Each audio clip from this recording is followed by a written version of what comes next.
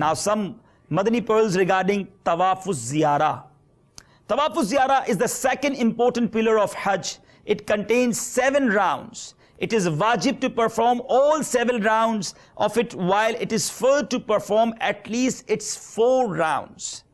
It is preferable to perform Tawaf Ziyarah on 10th Dhul Hijjah. After performing the Rami of Jamaratul Aqaba, Qurbani and Halq or Taksir, one should first consume a little Qurbani meat and then walk to Makkah, as it is preferable.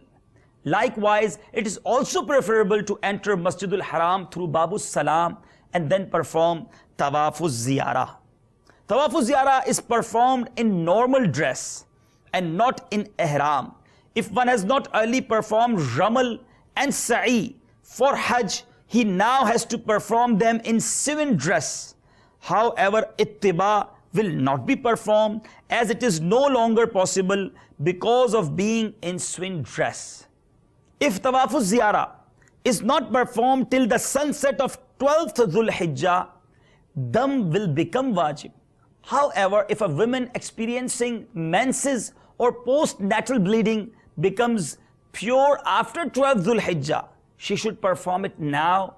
Dam will not be wajib for her out of delay for these reasons.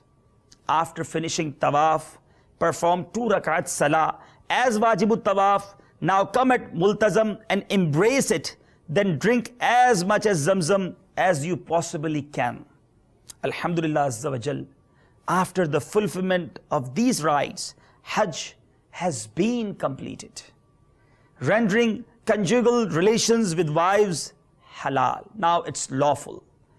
It is sunnah to spend the nights of 11th, 12th and 13th Dhul Hijjah in Mina. If someone leaves the boundaries of Mina before sunset on 12th, there is no harm.